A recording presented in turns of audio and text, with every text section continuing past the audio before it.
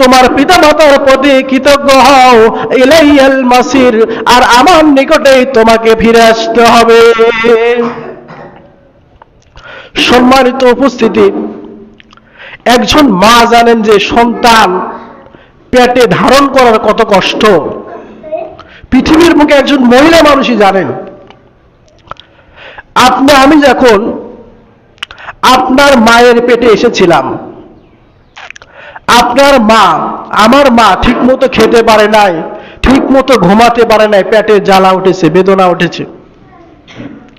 এত কষ্ট করে আপনার মা আমাকে লালন পালন করেছে, আর সেই মাকে আমরা কষ্ট দেই। বাবা অন্যের বাড়ি কাজ করে, রিক্সা চালিয়ে, যারা গ্রাম অঞ্চলের মানুষ তারা সাধারণত কৃষি কাজ করে, এই বাবা কৃষি কাজ করে কত কষ্ট করে আপনাকে বড় ইঞ্জিনিয়ার, বড় ডাক্তার বানাইছে। সেই বাবার সাথে যে খারাপ আচরণ, খারাপ ব্যবহার আমরা করতেছি। আজকে বাস্তবতার দিকে লক্ষ্য করে দেখা যায়, সন্তান বাবাকে বৃদ্ধাশ্রমে রেখে আসে। যে বাবা এত কষ্ট করে আপনাকে ডাক্তার, ইঞ্জিনিয়ার বানালো, এরপর আপনি চাকরি করলেন, করার পরে আপনি বিয়ে করলেন, বিবাহ করার পরে আপনার স্ত্রীর কথা শুনে আপনার বাবা মাকে আপনি বৃদ্ধাশ্রমে রেখে আসেন, তাদের সাথে খারাপ আচরণ করেন, অথচ আপনার বাবা মা আপনাকে এত কষ্ট করে করলো।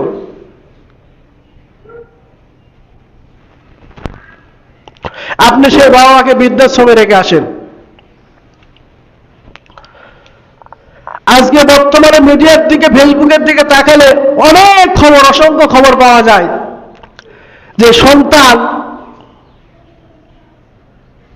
মাকে হত্যা করছে, সন্তান বাবাকে হত্যা করতেছে, তাদেরকে বৃদ্ধাশ্রমে রেখে আসতেছে। দেখা যায় যে আপনার মা, আমার মা, 4টা-5টা সন্তান, তারা শহরের রাস্তায় থালা নিয়ে মানুষের দাঁত ধরে ঘুরতেছে শুধু পেটের জন্য। এরকম অনেক মানুষকে আমি জিজ্ঞাসা করেছিলাম যে আপনি যে এই যে মানুষের দাঁড়ে দাঁড়ে ঘুরতেছেন, আপনার কি ছেলে সন্তান নাই? তো আমাকে বলে, বাবা আমার 3টা ছেলে আছে, কেউ আমাকে দেখে না, বিয়ে আসলে সেগুলোকে বিবাহ দিচ্ছে, ছেলেরা আমাদের দিকে দেখে না। এর কারণ কি?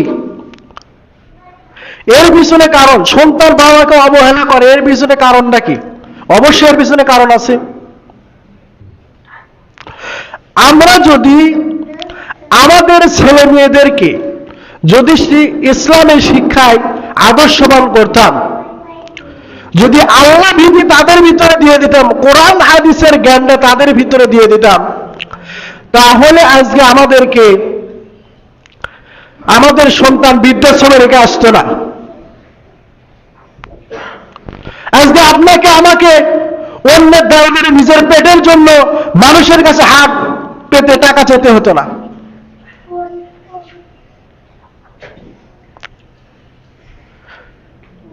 যদি আমরা ইসলামী শিক্ষায় কোরআন হাদিসের জ্ঞান, আল্লাহর কোরআনের জ্ঞানটা যদি তার ভিতরে দিয়ে দিতাম,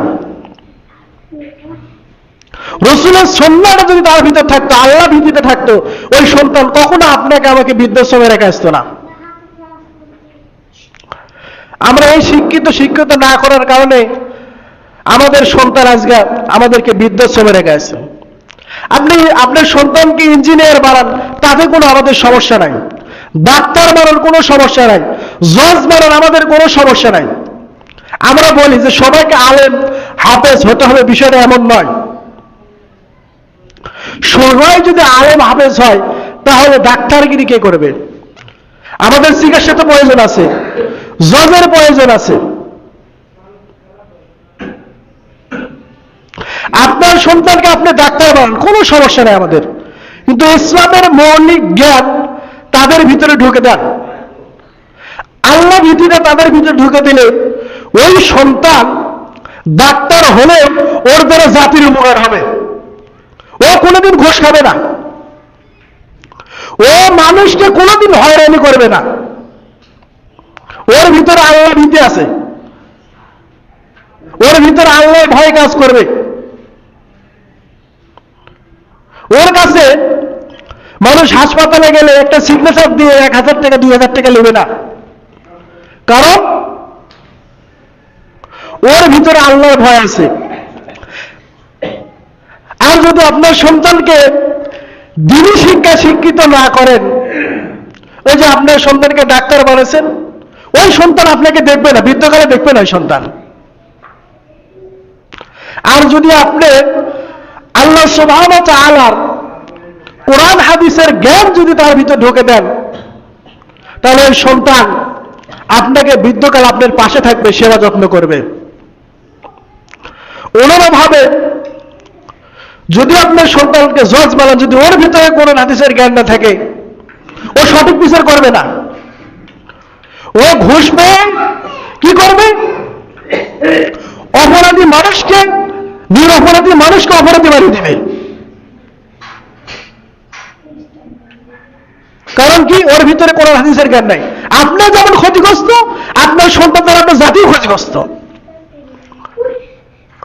অনুরূপভাবে আপনার সন্তানকে ইঞ্জিনিয়ার বানিয়েছেন, আপনি বানান, কোনো সমস্যা নাই, কিন্তু কোরআন হাদিসের মৌলিক জ্ঞান না ঢুকে দেওয়ার কারণে ও কি করবে, অটের বদলে বাস দিবে ব্রিজের ভিতরে। কেন? ওই যে আল্লাহর ভীতির ভয় নাই। এর দ্বারা কি হলো, আপনাকেও সে দেখলো না, জাতিকেও পথভ্রষ্ট, জাতিকেও ধোঁকা দিচ্ছে। যদি আপনি আল্লাহর ভীতি ওর ভিতরে ঢুকে দিতেন, কোরআন হাদিসের জ্ঞান দেওয়া আপনার ছেলের ভিতরে ঢুকে দিতেন, সে কখনো এই কাজ করতে পারতো না, আল্লাহর ভয়টা তার ভিতর থাকতো। আজকে কোরআন হাদিসের জ্ঞান না ঢুকে দেওয়ার কারণে আজকে আমাকে অন্যের দ্বারে দ্বারে ঘুরতে হচ্ছে।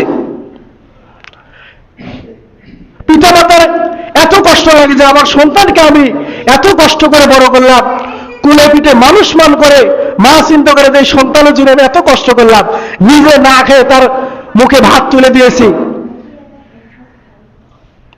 সেই সন্তান আজকে আমাকে দেখতে পায় না। আপনি যদি আপনার বাবা মাকে কষ্ট দেন, আপনার বাবা মাকে আপনার জন্য বরদোয়া করবে না, না আপনার জন্য ভালো দোয়া করবে? আল্লাহ রাসূল সাল্লাল্লাহু আলাইহি ওয়াসাল্লাম বলেছেন, সুনান তিরমিজি 1905 নম্বর হাদিস, যে 3 শ্রেণীর ব্যক্তিত্ব আল্লাহ তাআলা কবুল করেন, তার মধ্যে কোনো সন্দেহ নাই।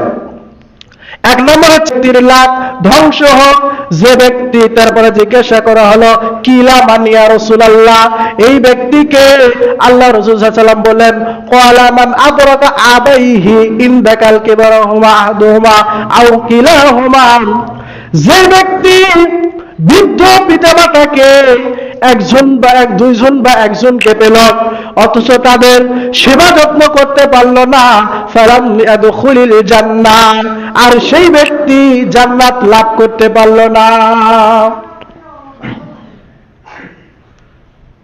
এখন আপনি চিন্তা করেন, আল্লাহ রাসূল বলল পিতা মাতা দুইজনকে একজনকে পেল, সে সেবা যত্ন করলো না, তাহলে সে ব্যক্তি জান্নাত লাভ করতে পারলো না। এখন আপনি চিন্তা করেন যে পিতা মাতার খেদমত না করে কি জান্নাত পাওয়া যাবে? পাবেন? আপনি যত বড় হাজী হন, আলেম হন, যদি পিতা মাতার সাথে খারাপ ব্যবহার করেন, তাহলে কিয়ামতের মাঠে আপনাকে জাহান্নামে যেতে হবে। আল্লাহ রাসূলের হাদিস, আবু উমামা রাদিয়াল্লাহু তাআলা বর্ণনা করেন যে আল্লাহ রাসূলের কাছে এক ব্যক্তি হাজির হয়ে বললেন, ইয়া রাসূলুল্লাহ, সন্তানের প্রতি পিতামাতার হককে।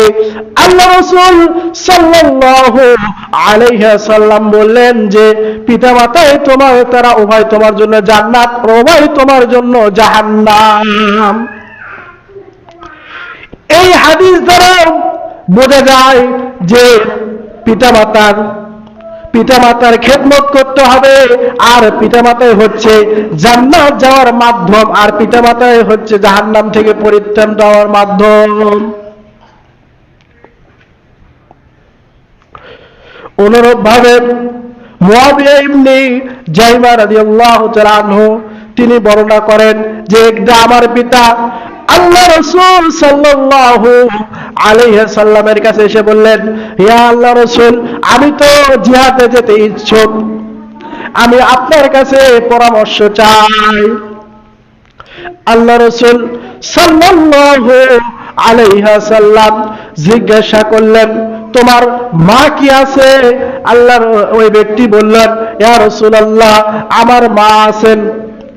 বলল যে তুমি তার সেবা যত্ন করো এবং তার পায়ের নিচে রয়েছে জান্নাত। তাহলে এই হাদিস দ্বারা বোঝা যায় সন্তানের জন্য জান্নাত হচ্ছে তার মা বাবা। আমরা যদি জান্নাতে যেতে চাই অবশ্যই পিতামাতার সাথে ভালো আচরণ করতে হবে, অবশ্যই তাদের খেদমত করতে হবে।